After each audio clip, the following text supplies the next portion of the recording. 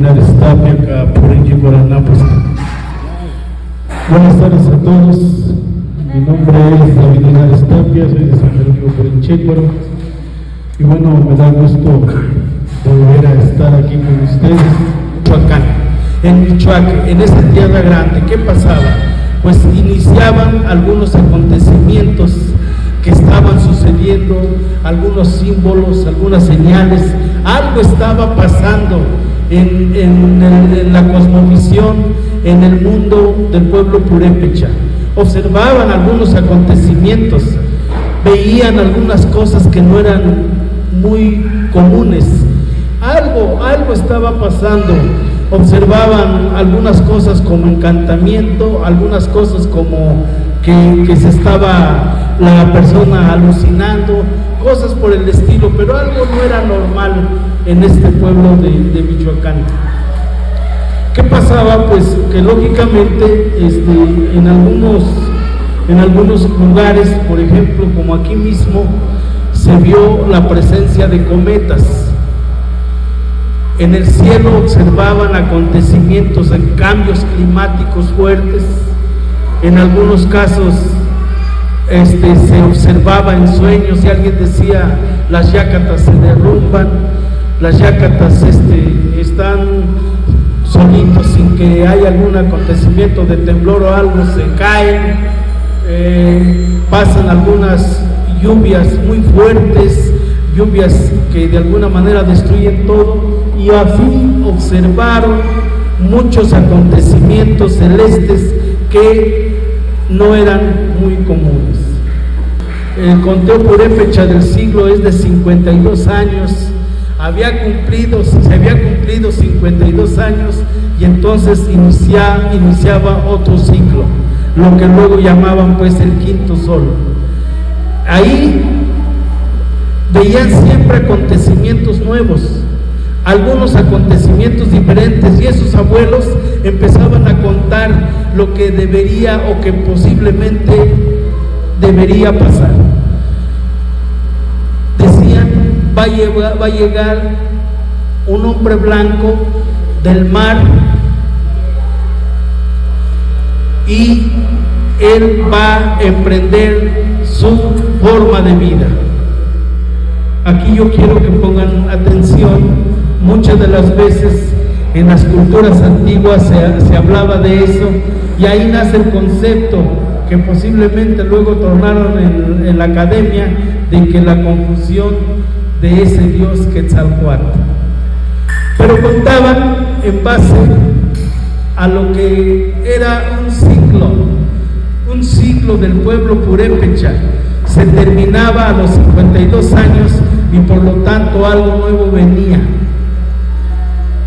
Hay que recordar que cuando se habla de un hombre blanco con pelo dorado, no se está hablando de un extranjero, se está hablando de un nuevo sol. El sol es el que tiene el pelo dorado y es el hombre blanco. Eso es lo que acontecía en esa culminación del siglo. Así estaban las cosas. Pero ¿qué estaba sucediendo? Estaba sucediendo que un grupo de personas, 400 y algo de españoles, que salieron de los reclusorios, que hubo un decreto de la reina Isabel para liberar a todos los reclutas, a todos los que estaban en el reclusorio, para embarcarse a estas tierras. Y bueno, llegan al Caribe. En el Caribe, ahí es donde ellos dicen: llegamos a las Indias, porque creían lógicamente que habían atravesado todo el Atlántico y que habían llegado a las Indias. De ahí la confusión de ponernos indios. No existe un nombre más que esto de indio, de la India. Pero ellos, al llegar al Caribe, lo primero que dijeron: hemos llegado a las Indias. Bueno, pasan muchos años, y después llegan unas personas en búsqueda de oro, en búsqueda de oro. Los musulmanes lo habían destruido por 300 años consecutivos. No es casualidad que la mayoría de los del pueblo purépecha tenga la danza de los moros. Es muy obvio, los moros, los musulmanes conquistaron España, los sometieron y lógicamente ellos llegan con esa cultura a nuestros pueblos. Más tarde emprende un grupo de conquistadores, un grupo de expedicionarios que llegan a Cuba, exactamente. Ahí llega un general llamado Diego Velázquez. Diego Velázquez era el que había sido nombrado por la corona española para llevarse el oro a España. Cuando llegan y se posesionan, aquí es donde quiero que ustedes vayan reflexionando. Ahí hay una isla en Cuba que se llama Isla Matanzas. Y ya ustedes deben de empezar a entender por qué. Allá había una sonora, ¿verdad?, de Celia Cruz, que se llamaba la Sonora Matancera, algo así, porque venía de Matanzas. ¿Por qué se pondría el nombre de Matanzas? Y luego estaba otro que llevaban de ahí toda la riqueza y lo llevaban en un lugar que se llamaba Borinquen, o sea, Puerto Rico. Y se le puso Puerto Rico precisamente porque ese dinero, ese oro que llevaban de Cuba, lo llevaban a Borinquen, o sea, a Puerto Rico, y por eso le pusieron ese nombre. Pero bueno, cuando Diego Velázquez empieza ya a ser gobernador, empieza a generar envidias, empieza a generar coraje, y uno de los que más envidia y coraje le empezó a tener fue un capitán de nombre Hernán Cortés. Y Hernán Cortés junta a un equipo que estaban con él, que también estaban en la misma idea de que por qué este señor Diego Velázquez ya tiene aquí un castillo, ya tiene súbditos y tiene oro, ¿por qué yo no? Y entonces ellos escapan de Cuba rumbo hacia México y llegan lógicamente a Veracruz. ¿Qué pasó con esto? Pasa de que entonces la travesía de escape de Hernán Cortés, así como lo ven en las láminas, es lógicamente para llegar a las costas de México. Bueno, ¿qué pasa ahí? Pasa algo importante. Cuando llegan ahí, la expedición de Hernán Cortés, se encuentran con dos personajes importantes de la historia que es raro que los enseñen en la academia: Gonzalo Guerrero y Jerónimo de Aguilar. Habían naufragado mucho antes de la llegada de Hernán Cortés, y Jerónimo de Aguilar se casó con una indígena maya y tuvo hijos, y él defendió a los mayas en contra de los conquistadores. En cambio, Gonzalo Guerrero, siendo un español, se alió con los españoles. ¿Por qué estaba yo buscando un antecedente? Porque era ilógico pensar dónde había aprendido la Malinche español. ¿Dónde? ¿Por qué se había convertido en traductora aparentemente de los españoles si ella no sabía español? Ah, no, es que quien le enseñó español y traducía al maya era Gonzalo Guerrero. Gonzalo Guerrero, igual que Jerónimo de Aguilar, ya habían vivido en la zona maya y por consiguiente ya habían aprendido el maya y sabían su lengua materna era el español. Pues cuando llegan los conquistadores, ellos son los que hacen la traducción, pues una ruta de ya todo lo que ustedes saben, de lo que han comentado, que hay porque yo no sé por qué siempre dicen, llega y el cacique les da mujeres y ahí entre las mujeres le dieron a una que se llamaba Malinali, que luego dijeron Doña Marina, que luego dijeron la Malinche, y se la regalan a los conquistadores y ellos se la traen muy contentos con su regalo. Y pues lógicamente van llegando a diferentes pueblos, a diferentes lugares, pero lo más trascendental de estas personas es llegar a Tlaxcala. Cuando llegan a Tlaxcala, ahí hacen un trabajo político, no de guerra, no de lucha, un trabajo político. Yo sé que ustedes saben cómo trabajan los políticos. Hacen un trabajo de chantaje, de mentiras. Bueno, yo sé que ustedes saben que así son los políticos. Hacen un trabajo político y convencen a los tlatoanis, a los jefes, de aliarse con ellos, pero durante varias reuniones.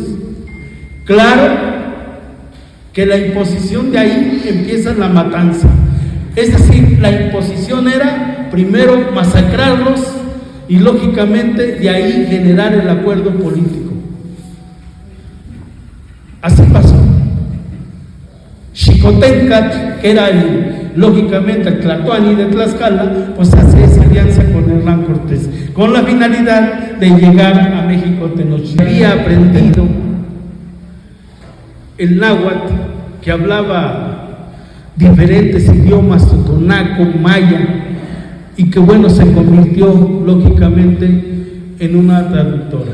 ¿Por qué? Porque las mujeres que representaban una jerarquía eran embajadoras, eran especie de decanes, pues, y por eso hablaban muchos idiomas, de tal manera que las habían robado, no se las entregaban, las robaban, las condicionaban, y lógicamente ahí llegan a México Tenochtitlan. Ya ustedes saben lo que pasa. Llegan al Templo Mayor en una ceremonia, rodean todo el Templo Mayor y hacen un asesinato muy fuerte de hombres desarmados que estaban en su oración, pues son asesinados vilmente por los españoles. Y luego pasa en Cholula, de la misma manera. Ahí sí empezó una cuestión bélica, ahí utilizaron el concepto bélico para poder de alguna manera ya empezar a trabajar la conquista.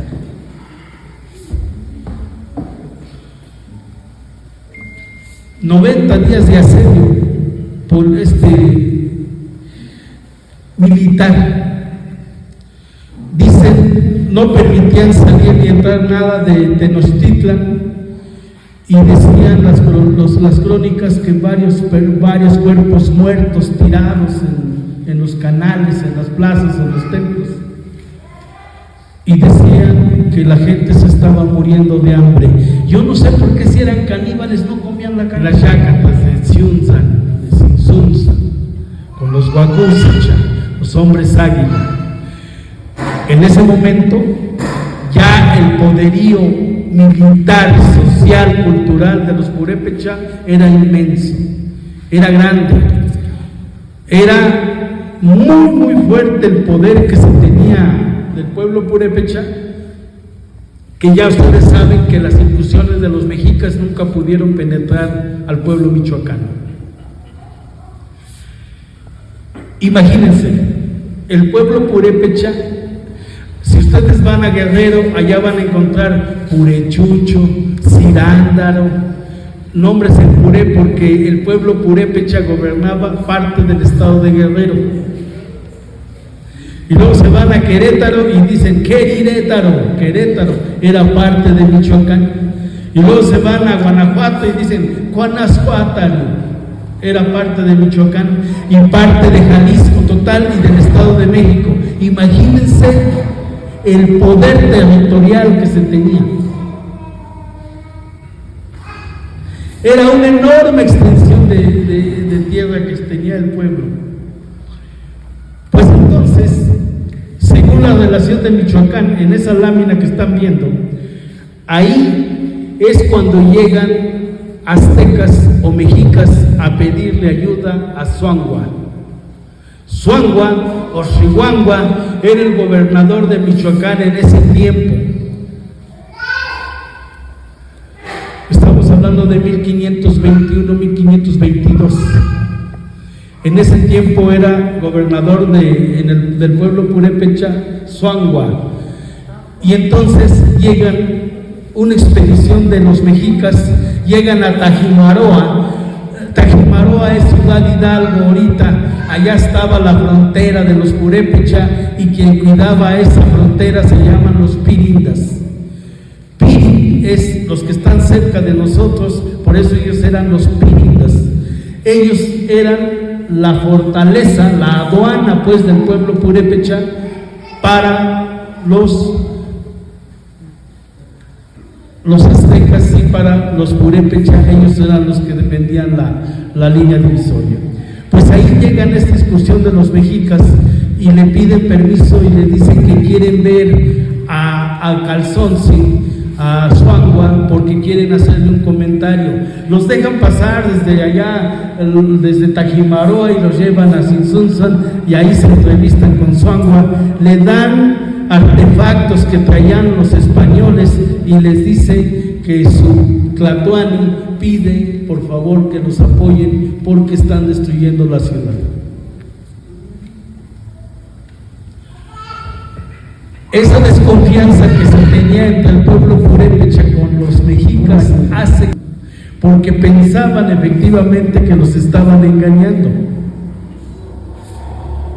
Y por consiguiente, pues manda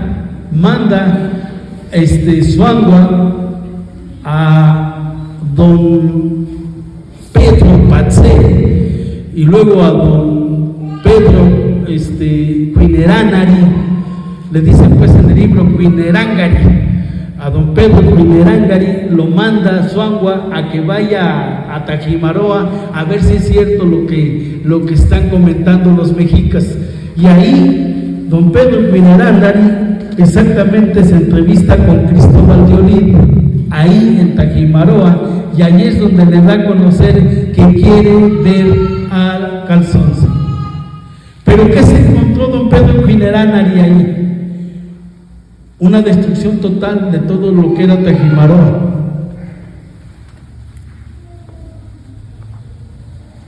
Estaba destruido todo. Esa fortaleza que nadie podía destruir estaba completamente destruida.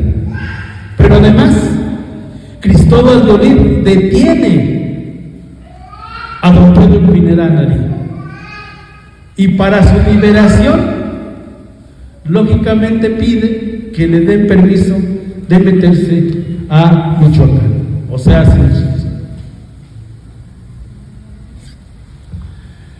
pues allá vienen, llegan todo por diferentes lugares hasta llegar exactamente a lo que es la zona de Sinsunza.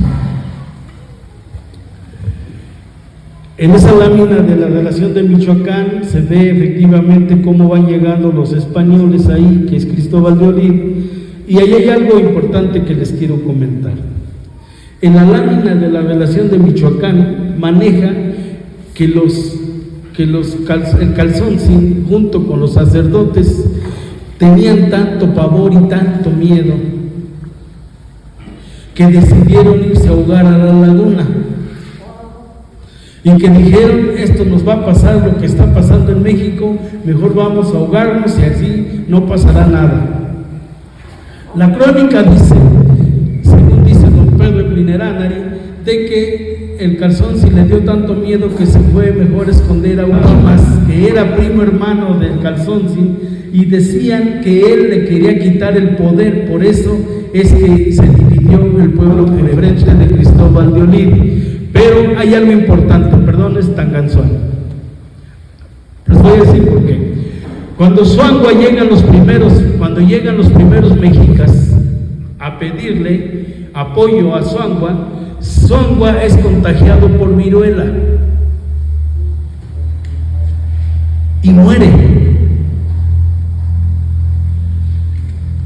Y entonces lo que sucede ahí es que no hicieron ese ritual de preparación del nuevo calzoncillo o del nuevo irecha, pues, porque calzoncillo es en lengua náhuatl, en purépecha es irecha.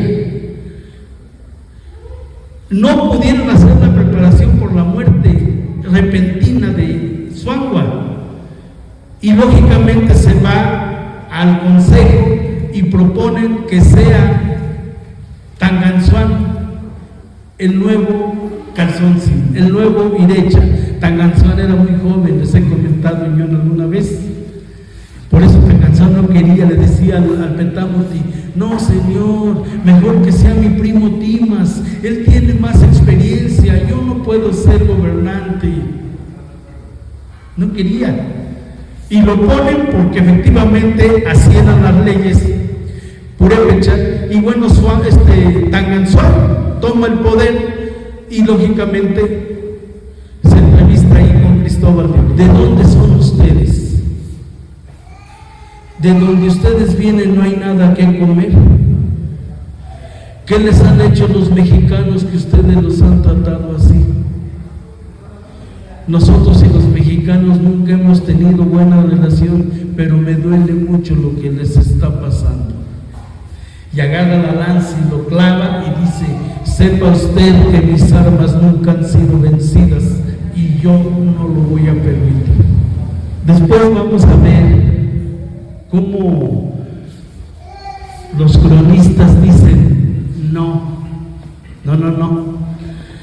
Tanganzuan fue cobarde, se quería ahogar en la laguna, le corrió hacia Uruapan, no se quiso enfrentar. Aquí está un relato que eso no es cierto. Cuando Cristóbal de Olid, que era nada más ir a ver, a checar cómo estaba el pueblo purépecha, y van, y entonces es cuando deciden que venga Nuño de Guzmán, el soldado más sanguinario que tenía la tropa española, que había luchado allá contra los musulmanes, contra los moros, y lo habían traído para acá, y mandan a él efectivamente a que viniera a la conquista de Michoacán.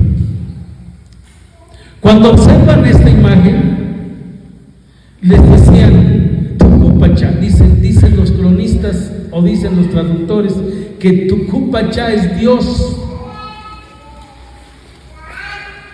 Así traducen en lengua purépecha, Tucupachá, Dios. Lo que sucede es que no decían Tucupachá, decían Tacuparacha.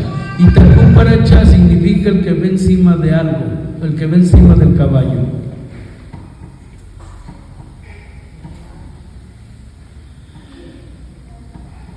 Y bueno, pues llega este señor y empieza a hacer una masacre.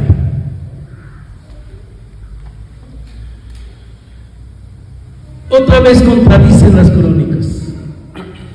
Dicen que no hubo aquí movimiento y dijeron: no vamos a entregarnos espada, a nosotros nos gusta que ustedes nos vengan a conquistar y nos gusta que así nos traten, no hay problema, nosotros no vamos a poner resistencia. Uno, porque es la distorsión de Nuño de Guzmán, y lo otro, la forma en que Nuño de Guzmán actuaba en el aspecto militar. Era un tipo sanguinario. Además, no se les olvide que traían perros de pelea los mástil y aventaban a los niños pequeños para que se los comieran los perros. Hacían corrales y ahí metían a todos los indígenas como si fueran vacas o puercos. Ese mito. Y luego por ahí también yo escuchaba a unos historiadores de la Universidad de Michoacán que son posgraduados y que tienen beca y todo eso.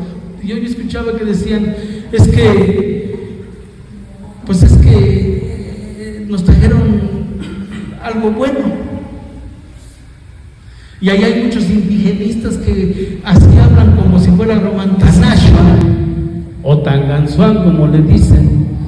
Tanashua fue uno de los primeros, de igual manera que detuvieron, lo amarraron de las manos y de los pies y lo arrastraron con el caballo, toda la plaza de Sinsunzan, y ahí es cuando sale el grito de Tanashua: huyan hacia las montañas, váyanse a lugares donde no puedan llegar estos señores, nos van a matar a todos. Y por eso ven la conformación de los pueblos de la sierra, de la meseta, allá donde no había ni caminos, ni agua, ni nada, porque fueron los que huyeron del mandato de Tanganzuan.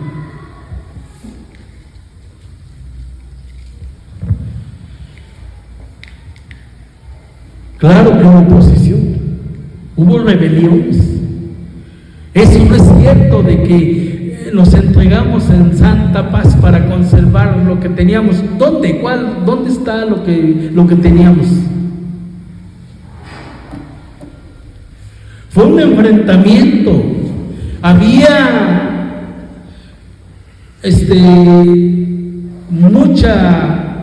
mucha violencia por la forma en que nos querían imponer la nueva política española. A Tanganzuan se le detiene y se le lleva ante Hernán Cortés.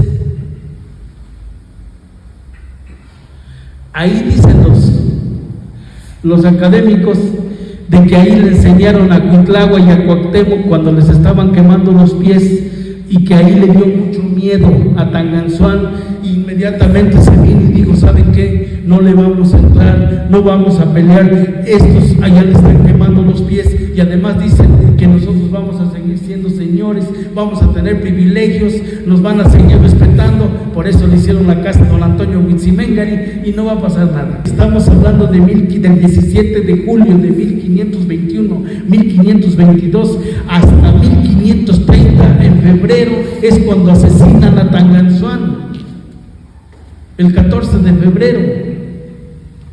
Todos estos años fue de rebeliones en contra de esa imposición.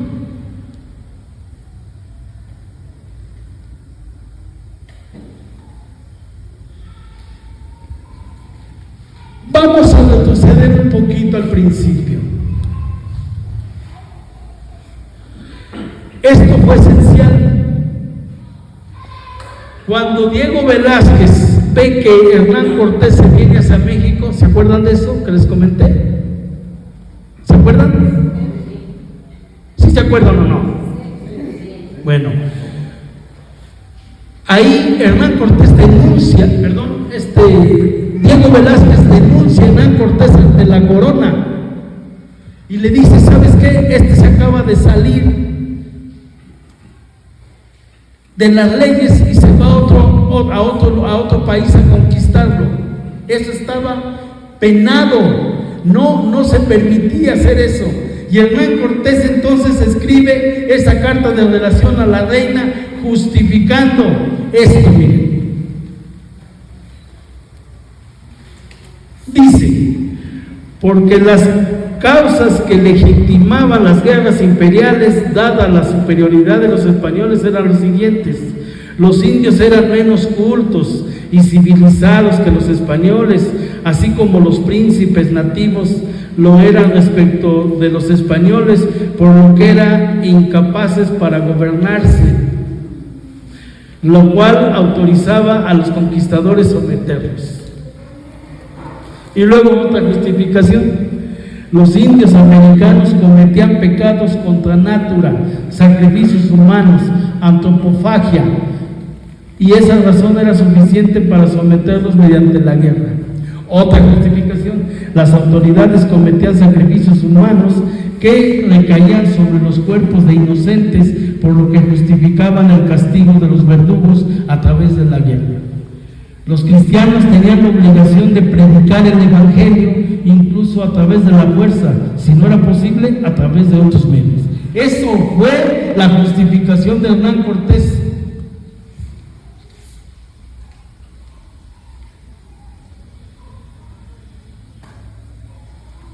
Miren, Yo sigo esperando hasta el día de hoy que alguien demuestre un cuerpo de un sacrificio humano. A Eduardo Matos, a que en paz descanse, Sergio Portilla, a todos los intelectuales, ¿por qué no nos han enseñado cuerpos de sacrificados? Primero, conocían los movimientos solares, conocían las Pléyades, le llamaban Huachicha, conocían el movimiento del planeta Venus, le decían Durén de Cahueracua, conocían todas las constelaciones y los movimientos. Decían que el planeta Venus tenía un movimiento sinódico de 584. Eso lo decían los Puré. ¿Qué pasaba con esto? La lengua purépecha es metafórica, y el que yo me saque el corazón para dárselo al compañero es una metáfora. No sé si me estoy explicando. Era una metáfora de sacarse el corazón y brindárselo al sol por haber salido por este día. No encontramos la palabra sacrificio en lengua purépecha. Como cuando una vez aquí les decía yo, díganme elefante en lengua purépecha, o naranja, o limón, y no hay, dicen limón naranja, no hay, porque no existían aquí. Pues tampoco la palabra sacrificio lo he podido encontrar porque no había.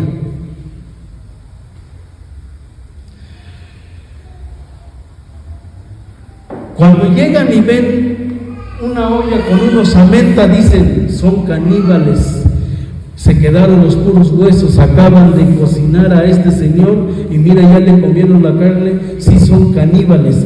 Les decían, ¿de dónde es usted? Somos caríbales, del Caribe, del mar Caribe, somos caríbales. Ah, son caníbales. Y esa olla eran las tumbas. Antes se sepultaban en las ollas y ahí ponían las osamentas y los enterraban en la olla, porque la olla es el símbolo del vientre materno. La olla es el vientre de la mujer, y tú tienes que ir así porque así estás adentro, y tenías que regresar de la misma manera. Por eso se enterraban así. No eran sacrificios humanos, no era canibalismo. Una mujer es la cosmovisión de la luna. Cuando Curicoahueri partió a su hermana en varios pedazos con la espada y la aventó al inframundo. ¿Qué es Curicoahueri? El símbolo del sol que parte en pedazos a su hermana la luna. Cuarto menguante, cuarto creciente, luna nueva, luna llena, la parte en pedazos y la avienta al inframundo. Por eso llega en la noche.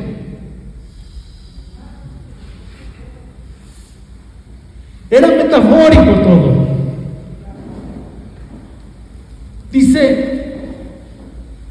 Dicen, y había un sacerdote que le cortaban la piel a una persona y se lo ponía. Ese se llamaba Taresúpeme. Bailaba con las pieles de los hombres. Esa deidad era la primavera, la señora que se viste de otra piel. Era metafórico. De tal suerte que entonces esa era la justificación de lo que supuestamente decía ese documento. Cuando hay delitos contra natura, tales como sacrificios humanos, antropofagia, los españoles están obligados a intervenir.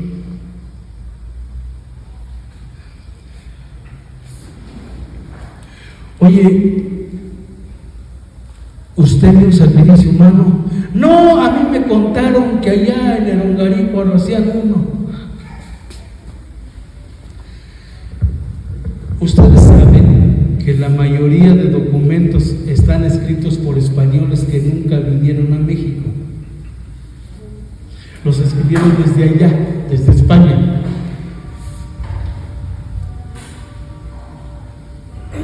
Y los que estaban aquí les echaban la culpa a los otros. Por eso dice Fray Jerónimo de Alcalá en la relación de Michoacán, dice, según me lo contó don Pedro, no dice. Y entonces toman a la conducta española, era ya bien establecida. Miren, en México llegan y como no sabían cuál era la reacción de los mexicas, hacen masacres, hacen todo tipo de barbarie que puedan, y lógicamente ya habían aprendido cuando llegaron a Michoacán, ya sabían cómo era el movimiento de los purépechas, ya sabían y conocían nuestra forma de pensar, ya conocían cuál iba a ser la reacción, y por eso lo primero que hacen es llegar y agarrar a los jefes, a los titulares, a los sacerdotes, a los que gobernaban. Entonces ahí está don Pedro Pinerándari, don Francisco Tariacuri y Tanganzuán, detenidos para llevárselos a México. Cuando los detenían, esa era una tortura normal. Eso de quemarles los pies era parte de esa actitud de la Inquisición. Es que no nada más fue la cuestión bélica o política, también fue la cuestión religiosa. Y el quemarle los pies era un castigo que a todos se les hacía. Entonces a nosotros nos sorprende mucho decir, a Cuauhtémoc le quemaron los pies, pues también a Tanganzuán. A Tanganzuán le ponían algodones llenos de aceite y se los pegaban en el pie y le prendían fuego. Le ponían grilletes para caminar y luego le daban agua caliente y después le ponían brasas para que él absorbiera todo el humo. Ya luego que, si Dios nos permite, llega el 14 de febrero, pues venimos aquí a hablar un poco de la muerte de Tanganzuán, porque es un ritual que les va a sorprender.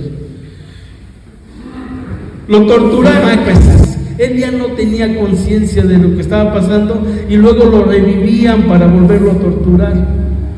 O sea, ¿qué cosas tan chingonas, aprendimos nosotros?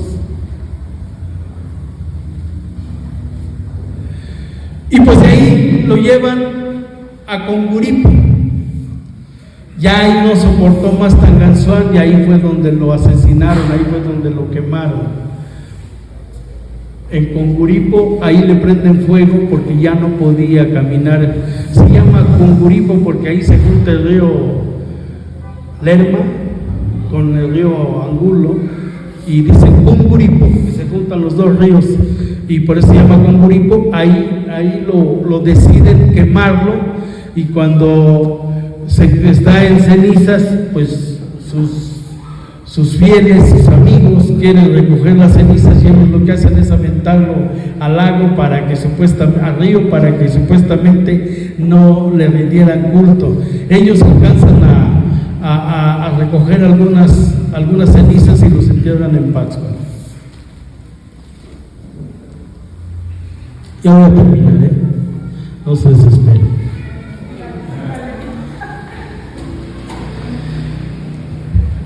Este es el acto de defunción de Nuño de Guzmán asesinando al Calzonsi, 14 de febrero de 1530. Esto es lo que les digo. Si llegaron en 1521 al 17 de julio a 1530, fueron 9 años de rebeliones constantes. 9 años. 9 años en donde quemaron, destruyeron todo lo que teníamos.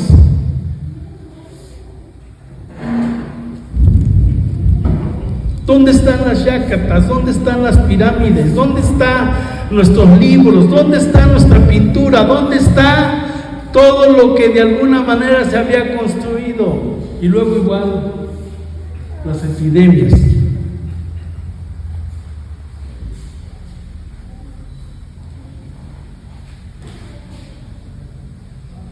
Imagínense una señora embarazada, ¿qué creen que le hacían?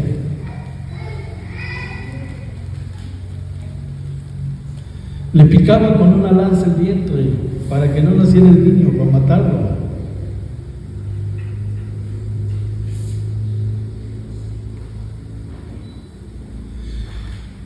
Eso es lo que luego se llama romanticismo, porque no quieren decir la verdad. Chequen todo lo que pueden encontrar de la conquista de Michoacán, todo. Ojalá alguien pudiera comentar esto que estamos comentando ahorita, y no lo van a encontrar. Imagínense, ya después de que pasan algunos tiempos de sometimiento, crean lo que se llama las encomiendas.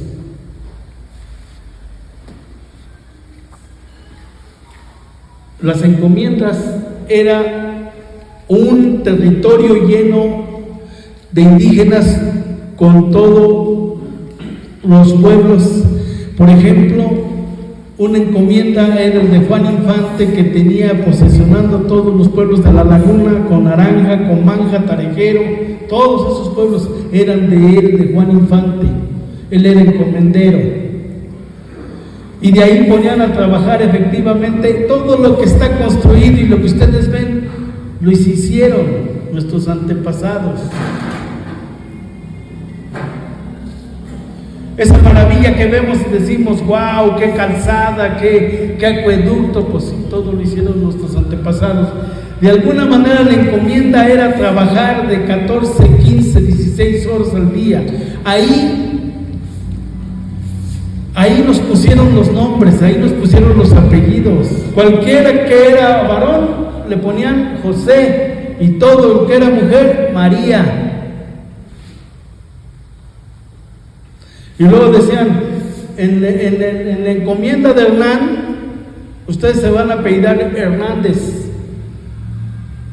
En la encomienda del Marqués, todos Márquez. En la encomienda de Ignacio, todos Ignacio. Y así, y nos cobraban por ello.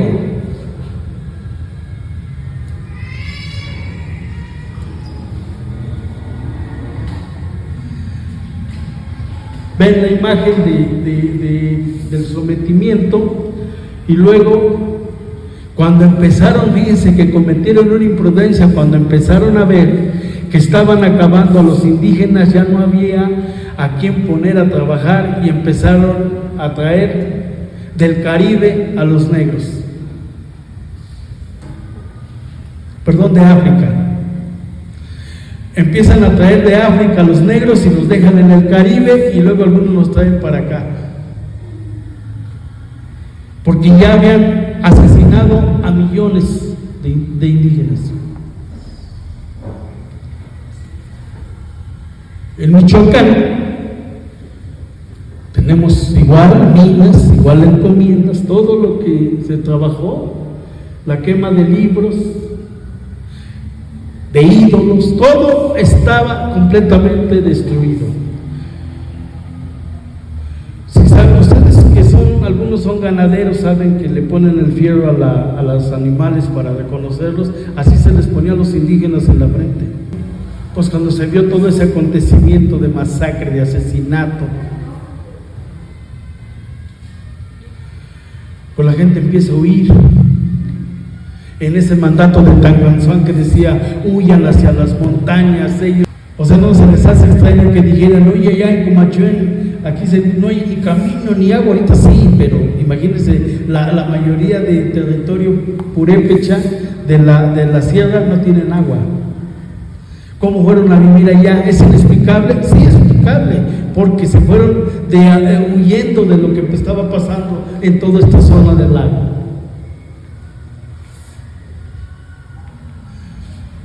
Y bueno, pues lógicamente llegaron igual a la conquista espiritual, ahí con los franciscanos, que empezaron a ponernos a una nueva religión, a bautizarnos, a mandar personajes como Don Vasco de Quiroga, como Bemo, entre otros, que de alguna manera fueron poco a poco a jalarnos para aglutinarnos y para fundar unas nuevas ciudades. Los traían de donde estaban escondidos, y algunos que sí dejaron su lugar, pues lógicamente los trajeron para fundar los nuevos pueblos que en la actualidad conocemos. Hubo una nueva educación. esta educación que conocemos, esta educación que tenemos. Ya los franciscanos como don Pedro, don Antonio Huitzimengari, todos ellos ya eran con una nueva educación ya religiosa en latín, ya con una nueva forma de pensamiento religioso. Todos los lugares donde está una iglesia, abajo debe de haber una yácata, eso es a fuerza, porque donde pusieron las iglesias, pues, lógicamente enterraban la filosofía de conquista, era enterrar lo que ellos decían sus centros de culto y poner los de ellos. Y pues de igual manera, ¿no? El hecho de que de ahí sale este personaje que de alguna forma fue don Antonio Huitzimengari. ¿Qué pasó? Miren, cuando ellos ya no pudieron contener todas estas rebeliones en contra de la conquista, lo que hacían era decirles: tú vas a seguir siendo gobernador, tú vas a seguir siendo aquí el jefe de todos ellos, te vamos a poner una casa, pero no vas a tener ningún poder, viendo a ti como un jerarca, como un jefe, pero tú no tienes ningún poder, pero vamos a respetarte para que ellos estén tranquilos y no se levanten en contra de... Dice: la conquista, con toda la destrucción que conllevó, tiene como sustento la ideología del descubrimiento y la evangelización de los indios. Así pues, los pueblos amerindios, sus territorios y culturas fueron poblados, pacificados y evangelizados por los españoles, quienes se sustentaron en las leyes medievales. Estas leyes vigentes en los reinos de Castilla y Aragón precisaban que solo estaba permitido poblar, pacificar y evangelizar a un pueblo no cristiano, en razón de que éste practicaba sacrificios humanos, canibalismo, sodomía, y además este impedía la prédica evangélica. Pues de alguna manera esto nos da pie a estas reflexiones. Si España no hubiera invadido Mesoamérica, tendríamos un adelantamiento de arriba de más de 100 años en la cuestión cultural, en la cuestión social, en la cuestión espiritual, cultural.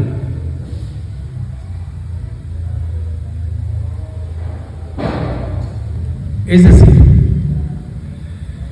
en el mundo había siete culturas madre, 7, que era el adelantamiento universal, era el adelantamiento del mundo en cuestión de conocimientos, y uno de ellos era el pueblo purépecha, el pueblo mesoamericano, junto a Tahuantinsuyo, que eran los del Perú, al igual que los egipcios, al igual que los hindús, al igual que los chinos. Eran 7 culturas madres, y esto vino a retrasar la evolución humana.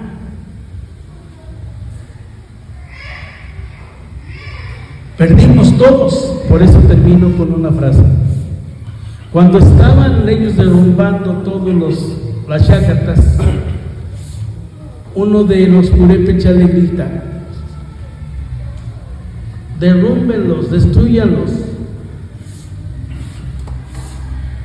Pero si nosotros mañana ganamos la batalla, vamos a hacer que ustedes los vuelvan a reconstruir.